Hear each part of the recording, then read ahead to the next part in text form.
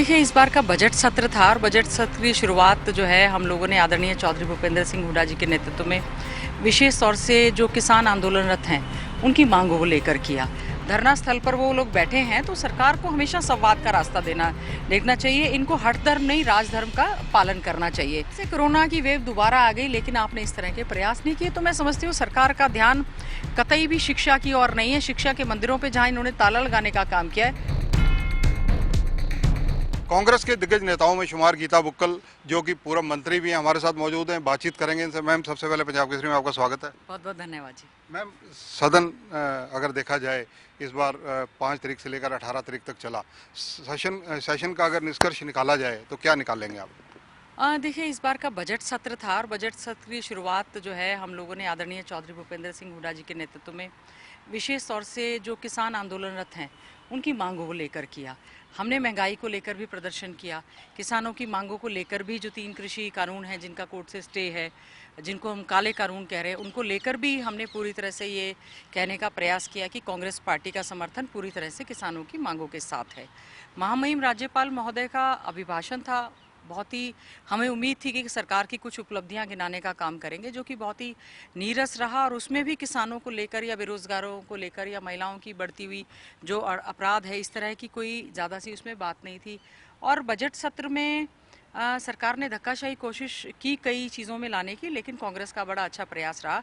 हमने उनको पूरी तरह से घेरने का काम किया। विशेष तौर से किसानों को लेकर इन्होंने जो कानून बनाए, हमने कहा कि सरकार को किसानों से संवाद रखना चाहिए। ये हमारा अन्नदाता है, ये हमारी अर्थव्यवस्था की रीढ़ की हड्डी है। माताएं बहनें वहाँ पर अपना घर का कामकाज छोड़कर जो है 110 दिन के करीब हो गए हैं धरना स्थल पर वो लोग बैठे हैं, तो सरकार को हमेशा संवाद का रास्ता देखना चाहिए। इनको हट धर्म नहीं राजधर्म का पालन करना चाहिए। लेकिन हैरानी की बात है, उनको लगता है कि शायद कोई आवश्यकता से ज़्यादा महसूस नहीं हो रही, तो आज बड़ा ही चर्चा का विषय बना। और दूसरा, हमने बेरोजगारी को लेकर पूरा प्रयास किया कि आर्थिक मंदी के दौर से गुजरता हुआ हमारा प्रदेश और देश, इसमें पढ़ा लिखा युवा जो है वो बेरोजगारी की मार झेल रहा है।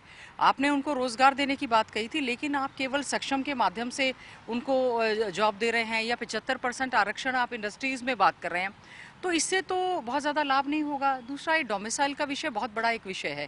पहले ही सरकारी नौकरियों में बाहर के बहुत सारे जनरल कैटेगरी में तो खास तौर से बाहर का युवा ही नौकरी में यहाँ पर आ रहा है, और हरियाणा के हकों पे काफ़ी ज़्यादा उनको युवाओं को नुकसान हो रहा है। तो 2-2 डोमिसाइल बनाना, 15 साल से रेजिडेंट बोनाफाइड रेजिडेंट की एज आपने 5 साल कर दी है।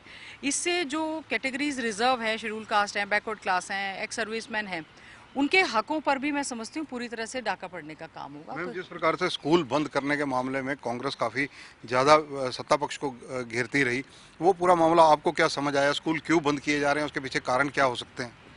देखिए, मुख्यमंत्री जी ने परसों ही एक ही कलम से 1057 स्कूलों को बंद करने का निर्णय लिया।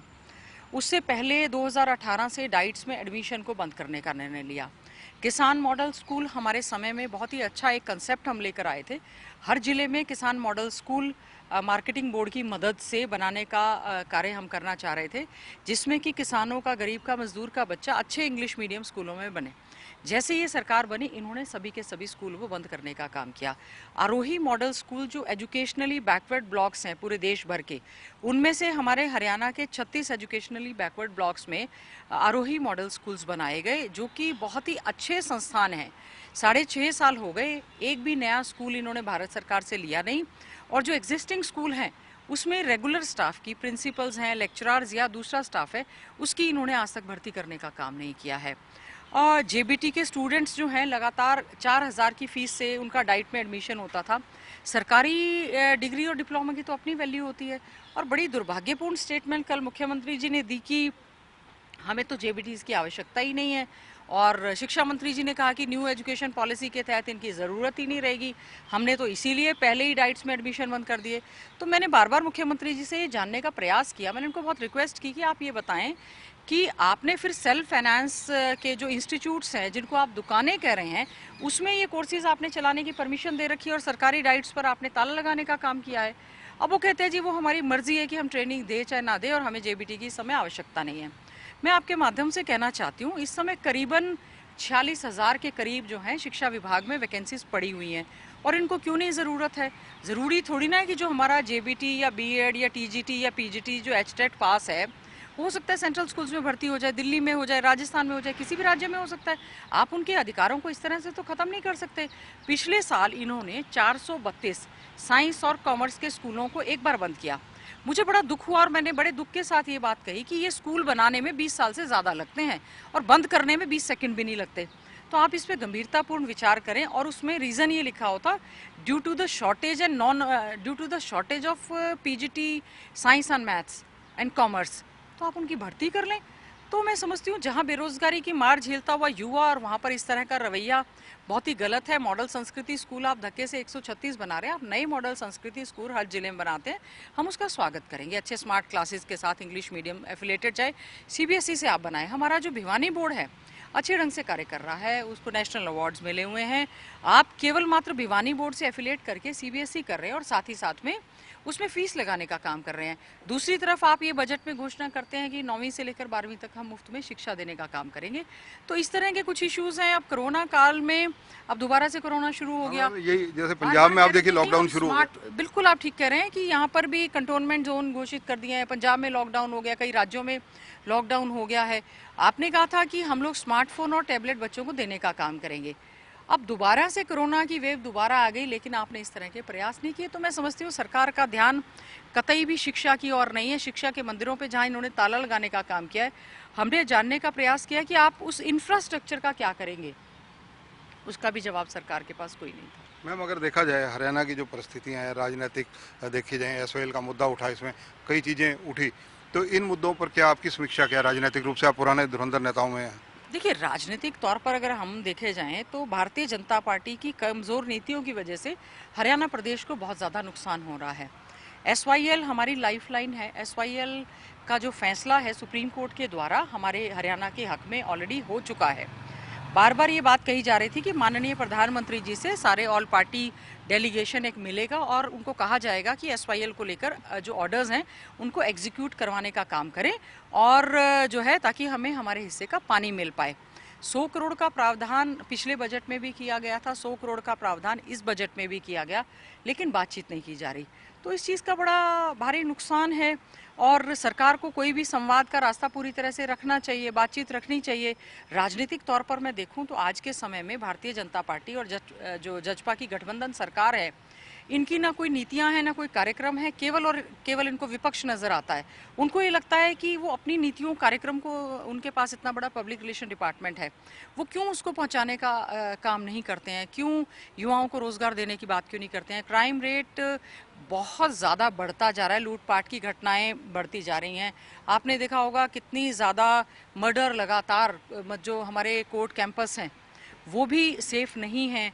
पुलिस वाले जो हैं उनके खुद के स्वयं के मर्डर हो रहे हैं, और महिलाओं के प्रति बढ़ता हुआ अपराध बहुत ही चिंता का विषय है। हमने कहा कि सीसीटीवी कैमरास जो हैं उसको आप इंश्योर करें, तो ये होगा ही जब तक माननीय मुख्यमंत्री जी की, होम मिनिस्टर की, डीजीपी की, जब इनकी कोऑर्डिनेशन सही नहीं है। आपने देखा होगा ना कि कांग्रेस ने आदरणीय चौधरी भूपेंद्र सिंह हुड्डा जी के नेतृत्व में हमने अच्छे से लड़ाई विधानसभा के अंदर और बाहर लड़ने का काम किया। जजपा के और कुछ इंडिपेंडेंट विधायक भी सरकार के खिलाफ बोलते हुए नजर आई। मैम, कृषि कानूनों को लेकर अगर चर्चा की जाए, सरकार ने जिस प्रकार से एक नया कानून बनाया है उसमें ये कहा गया कि जिस प्रकार से अब कोई भी कहीं आगजनी, लूटमार या कोई ऐसी होती है तो उसकी रिकवरी की जाएगी। उस मामले में कांग्रेस का जो तेवर था वो सत्ता पक्ष के खिलाफ क्यों था? देखिए, ऐसा है, पहले धक्के से 3 काले कृषि कानून बनाए गए जिसके विरोध में न केवल कांग्रेस पार्टी, बहुत सारे दल थे। हम किसानों के हक में खड़े हैं। हमने ये कहा कि this is not the right time. हमारा क्योंकि इस समय आंदोलनरत हैं किसान, चारों तरफ दिल्ली के बैठे हुए हैं, पूरे देश भर में किसान आंदोलन पूरी चरम सीमा पर है। ऐसे में इस तरह के कानून लेकर आना सही नहीं है। हमारा हरियाणा राज्य जो है एक प्रोग्रेसिव स्टेट है, वेलफेयर स्टेट है। हरियाणा का मॉडल दूसरे राज्यों को फॉलो करना चाहिए, ना कि हमें यूपी बिहार का मॉडल, बीमारू स्टेट्स का मॉडल जो है हरियाणा में लागू करना चाहिए। जब ऐसे जो भी मामले होते हैं उनके लिए ऑलरेडी क्रिमिनल प्रोसीजर कोड है, आईपीसी है, और भी बहुत सारे कानून हैं। तो आप लॉ एंड ऑर्डर की स्थिति को बेहतर बनाएं और ऐसी चीज़ों पर रोक करने का काम करें। क्योंकि मामला ऐसा चल रहा है कि जो भी पत्रकार हैं अगर इस बारे में आवाज़ उठाते हैं तो उनके ऊपर केसेस बनाने का काम किया है। जो सामाजिक कार्यकर्ता हैं, NGOs हैं, जो हमारे एक्टिविस्ट हैं, उनके खिलाफ सरकार जो है कानून केसेस बनाने का काम करती है। किसानों के कोई समर्थन में और खड़ा है या किसान अगर मुखर होकर सरकार के खिलाफ बेचते हैं तो उनके ऊपर आप केस बनाने का काम कर रहे हैं, आप रेड डलवा रहे हैं। तो राजनीतिक दबाव, हमें लगा कि हरियाणा जैसा शांतिपूर्ण प्रदेश में आप क्यों ऐसा कानून लेकर आ रहे हैं, और ऐसे सही समय नहीं है। अगर कानून है तो एग्जिस्टिंग कानूनों को आप अच्छे ढंग से लागू करने का काम करें। मैम, लव जिहाद वाला कानून आ नहीं पाया और इसके अलावा स्पोर्ट्स यूनिवर्सिटी पर भी कांग्रेस को काफ़ी एतराज़ था। देखिए, स्पोर्ट्स यूनिवर्सिटी जब से ये सरकार बनी है, राई स्पोर्ट्स स्कूल हमारा बहुत ही अच्छे ढंग से कार्य कर रहा था। इन्होंने मोतीलाल राई स्कूल जो है स्पोर्ट्स स्कूल को यूनिवर्सिटी बनाने का पिछली टर्म में बात कही थी। पहले इन्होंने यूजीसी की गाइडलाइंस को फॉलो नहीं किया अपॉइंटमेंट के समय, तो भारत सरकार से जो अप्रूवल लेनी थी वो इनको नहीं मिली और ये वापस आ गया। कोर्ट दोबारा से विधानसभा के पटल पर स्पोर्ट्स यूनिवर्सिटी का बिल लेकर आए, उसमें भी खामियां थी। हमारी जो एग्जिस्टिंग यूनिवर्सिटीज़ हैं उसमें हरियाणा के बच्चों को रिजर्वेशन है। हरियाणा के बच्चों का हक हम ख़त्म नहीं होने देंगे। इन्होंने डोमिसाइल के इशू को ख़त्म कर दिया कि कोई भी बच्चा यहाँ पर आए, कोई भी एम्प्लॉई आए, तो इस समय हमें हरियाणा का क्या फ़ायदा है। हमारा एतराज़ ये था कि जो बोनाफाइड रेजिडेंट ऑफ हरियाणा हो उसके हकों का पूरा उनको अधिकार जो है मिलना चाहिए, और कांग्रेस ने इसीलिए इसका विरोध किया और ये जो बिल वापस हुआ है। ये यूनिवर्सिटी हमारे लिए, हरियाणा में केवल 2% पॉपुलेशन है। अब हम देश में सबसे ज़्यादा मेडल अगर कोई लेकर आता है वो हरियाणा प्रदेश लेकर आता है। पदक लाओ और पद पाओ की नीति जो है हरियाणा प्रदेश की। आज हमारा स्पोर्ट्स में बहुत ज़्यादा अच्छा युवा कर रहा है, तो उसके लिए हमने कहा कि हमारे हरियाणा के युवाओं को पूरी तरह से प्रायोरिटी मिलनी चाहिए। धन्यवाद मैम। तो ये हैं गीता बुक्कल, जिन्होंने कि जो सेशन अभी हाल ही में संपन्न हुआ है उसके बारे में हर मुद्दे पर खुलकर चर्चा पंजाब केसरी से की है। कैमरामैन सुनील के साथ चंद्रशेखर धरनी, पंजाब केसरी टीवी, चंडीगढ़।